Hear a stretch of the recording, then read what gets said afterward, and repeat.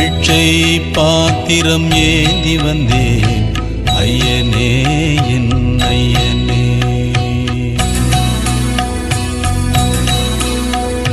பிண்டம் என்னும் எலும்பொடு சதை நரம்புதிரமும் அடங்கிய உடம்பு எனும் பிட்சை பாத்திரம் ஏந்தி வந்தேன் ஐயனே என் ஐயனே.